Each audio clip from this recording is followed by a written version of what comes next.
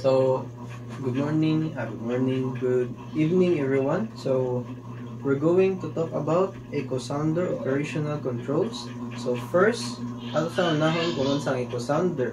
Sa Echo Sounder dahil kay mao ni ang device na magamit og sound waves para ma-detect kung unsa kalawma ang depth of water sa seabed or UKC or under keel clearance. Dira siya magsugod mo send og sound waves and ma-detect din siya kung unsa na kalawma ang unsa na kalawma inyong barko. And so naadiri ang ito kabo controls niya sa Echo Sounder.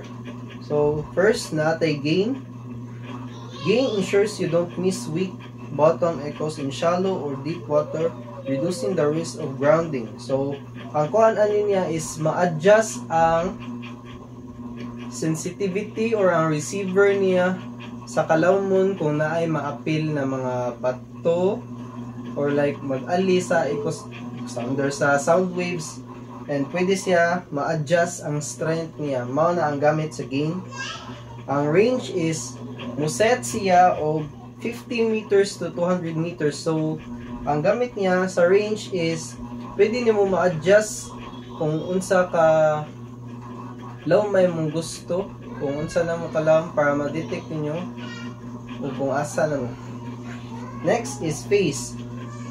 Helps in fine-tuning the display for clear separation of echoes, used in some models for better target distinction. So, ang gamit sa phase kay ma-improve ang quality sa echo and mas maklaro kung kanang unsa na mo kalawma ug asa unsay naa sa ilaw, ug kung ma-detect ninyo kung naabay mga bato-bato, mga wrecks na dili ninyo makita and magamit ninyo sa Echo Sounder. So, next kay white line. White line highlights the seabed clearly, preventing confusion between bottom and fish shoals. Fish shoals important when navigating in shallow or fishing area. So ang white line kay diri magamit kung naa mo sa kanang mga mabaw na part sa dagat, or like naa mo dapit sa kanang mga palaisdaan, or like kanang naa mo sa dagat na naay daghang isda, and dira niya ma-detect or ma-compare sa echo kung unsa siya na ma-detect sa ilang dagat.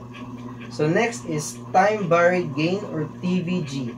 Balances shallow and deep echoes, giving a more accurate seabed profile which improve decision making for safe passage. So dire makuan siya if mo gamit na mo ani kay ma-balance ang shallow and makuan siya deep echoes na,